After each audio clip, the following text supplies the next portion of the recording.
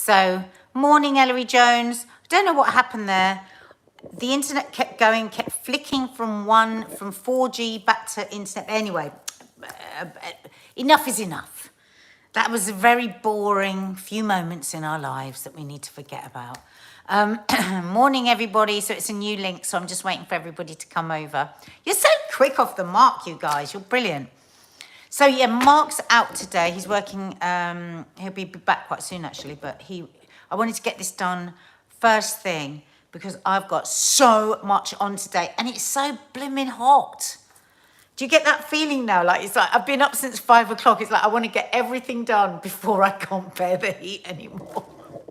Put your hands up if you feel the same. Get everything done before I can't bear the heat anymore. And then you can quite happily lie on your back eating ice creams all day and not feel guilty.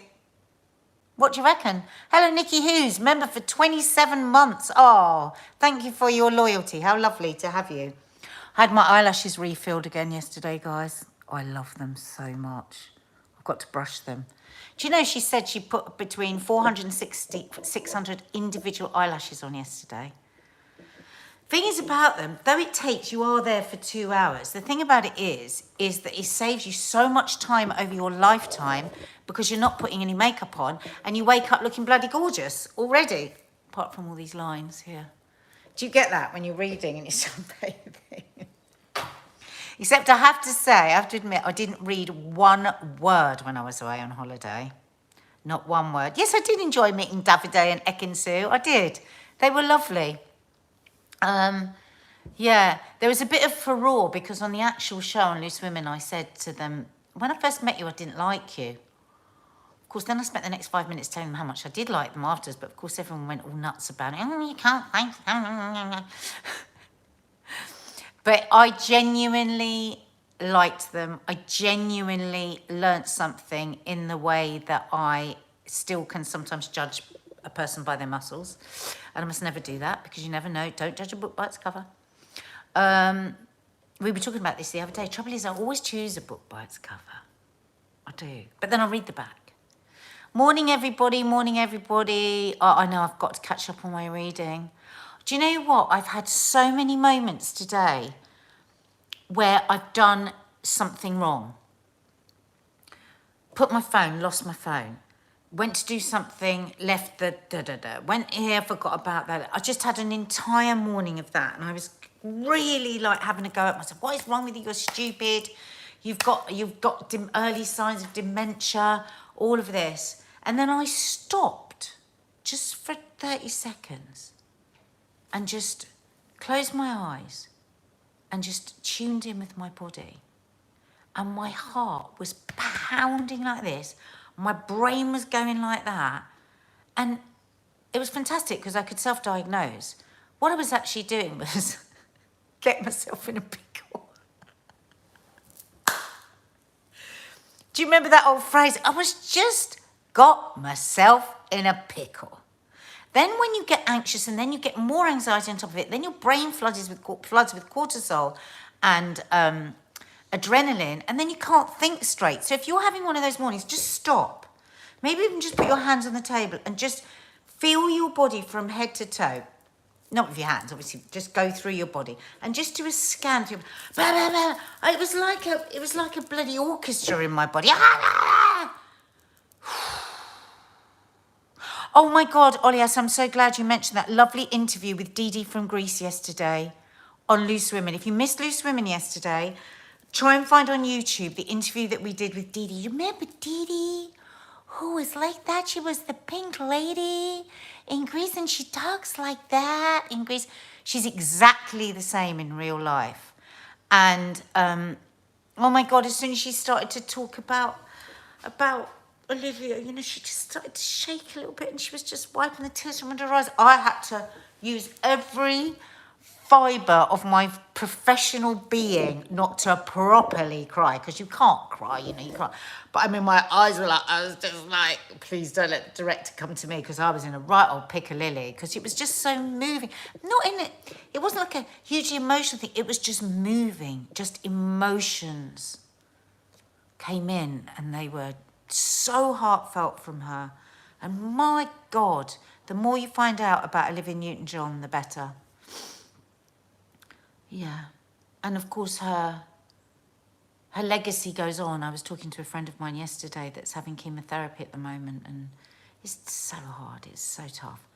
And I said to her, you know, I was listening to this interview with Olivia Newton-John, and she said, I tried to always think of it, however tough it was, that it wasn't poison, that it was liquid gold that was going in to save me. Now, who knows whether it's liquid gold or it's poison or whatever, but I really do believe in that positive thinking. And I shared that with my friend yesterday who hadn't heard the interview, and I thought my friend will probably share that with a lot of other people that have cancer. And it's just so wonderful when people talk, people that have a platform talk about what's going on for them. And it really does touch people. So I just think she was an incredible person.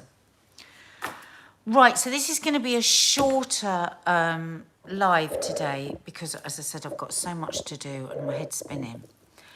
But I really, really wanted to do a coffee moaning this morning, and I wanted to do it very specifically about Anne Heche.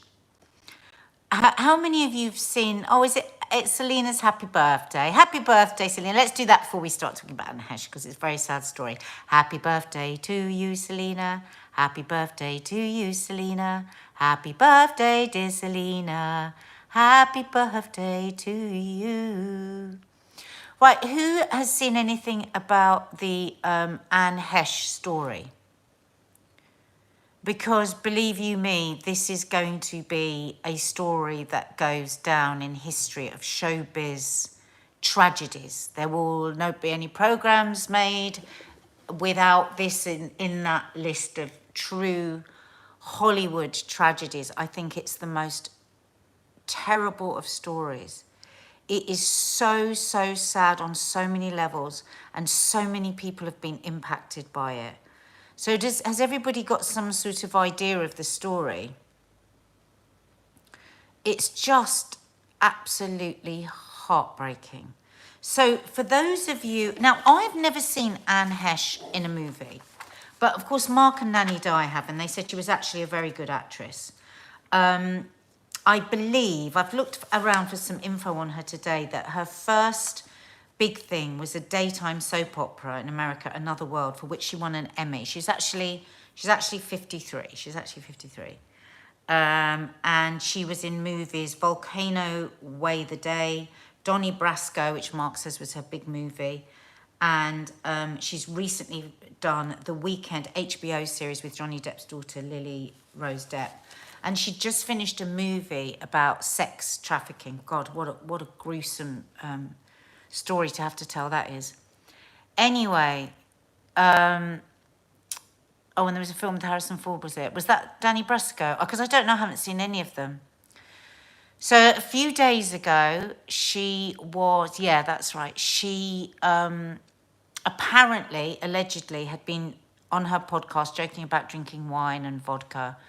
There was actually, she was seen getting into a car and there was vodka in the cup holder thing in her car. And she basically drove her car full force into a stranger's house. Now, that poor woman and her dog did get out, but only just with their lives. Apparently it took 59 firemen to put the fire out and get Anne out. She was just she was in a terrible state. She had consciousness right at the beginning, but pretty soon fell into, into a coma. And she's been in hospital, obviously, ever since with terrible burns and just awful, just absolutely just horrendous. And her family have made a very heartbreaking statement today saying that they've been told that they're going to switch off the machines because she's now effectively brain dead. Now, again, let us take a moment for the firefighters that had to deal with that, with the poor woman whose life was, so tragically turned upside down on that day. Oh, Michelle's just saying there that there was no alcohol found in her blood. Thanks, Michelle. She was saying it was just cocaine, was it? Was it just cocaine? Yeah. So, I mean, everything that's being said now, of course, has to be taken with a pinch of salt because there'll be all kinds of stories from all kinds of news outlets So I'm mindful of saying anything, categorically. Thanks for that, Michelle. But what we do know is that she had a very, very tough upbringing. And she has spoken publicly before about self-medicating with whatever she self-medicated with, due to a very sort of chaotic, difficult childhood, sexual abuse. I think over the years, and I think, who's that comedian? Rosie O'Donnell? Am I right? Michelle's made an apology today because she used to she was a bit of a butt of her jokes because in the past she's had big mental health, cocaine and painkillers, but they think the latter might have been administered by the medics. Okay, thanks, Michelle. That's what's in her blood so far.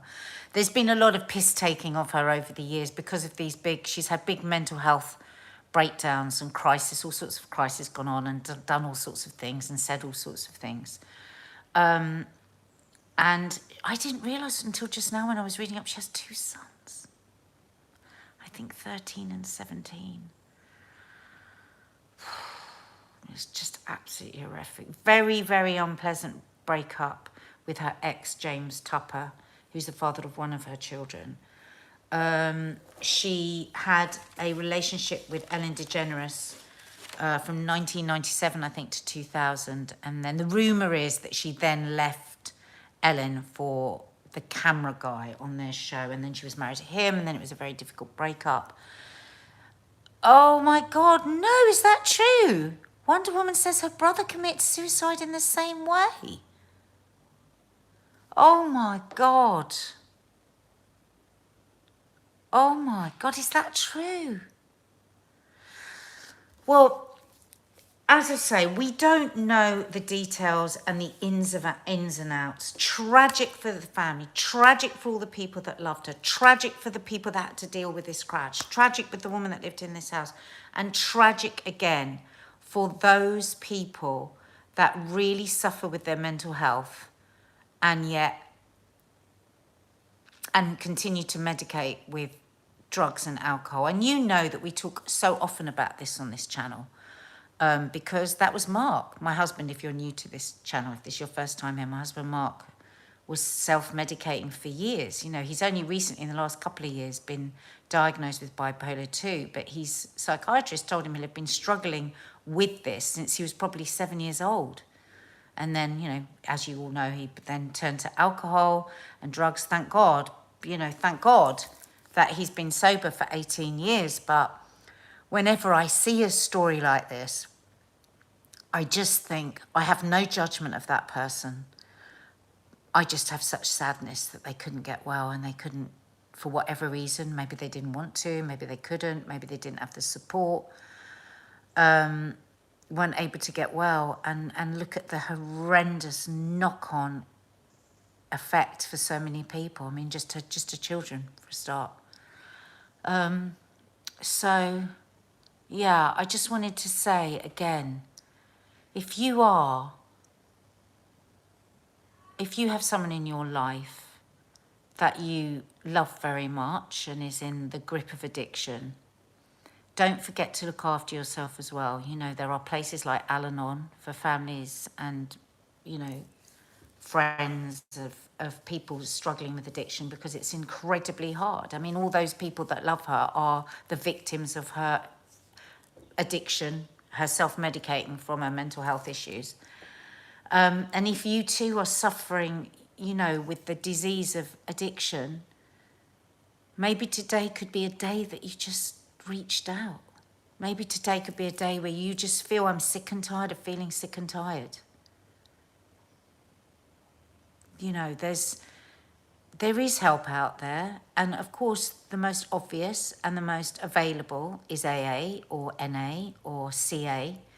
And they are online every single day, almost 24 hours a day. You could join one online.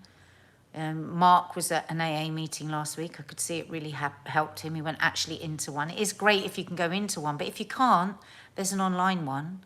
And just try and take it one day at a time. Maybe today is the day that you could decide that today you're not going to have a drink. Today you're not going to not self-medicate with something that could end in terrible tragedy. You know, for those of us who have good mental health, let's just have some gratitude today for that, because the horrors of suffering with mental health, if you don't, my God, we're lucky. I mean, we all have to look after our mental health, and we all have bad days, and we all have that, but to really have the torture of a mental health condition, and then the torture of trying to make it better with drink and drugs, and of course the horrific, vicious, destructive, horrible cycle of that. Maybe somebody today will just think, I'm sick and tired of being sick and tired. And just reach out. Yeah. So I suppose that's all I wanted to say today for Coffee Moaning, because I feel really upset and sad about her and everyone else that's been affected by this horrific end to obviously a catalogue, a very difficult life, a really difficult life. AA, Samaritans, NA, CA.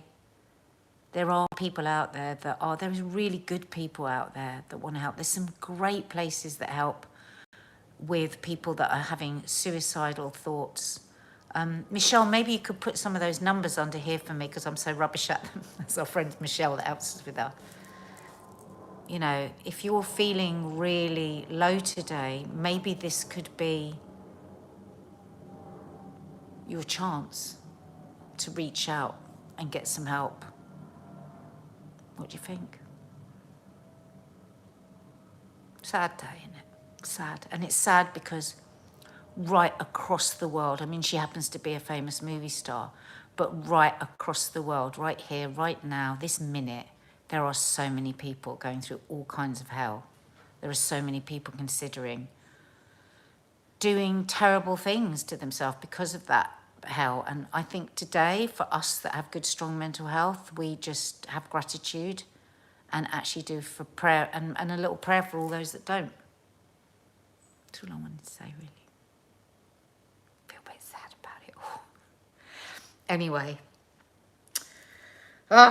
There but for the grace of God goes anyone, because terrible things can happen to anyone. And all trauma, all mental health, I really believe all mental health challenges come from some sort of trauma, whatever that trauma that is. One person's trauma might seem tiny to another person, but that's their trauma, you know. Anyway, lots and lots of love, big hugs, and big hugs from Mark. See you soon, guys.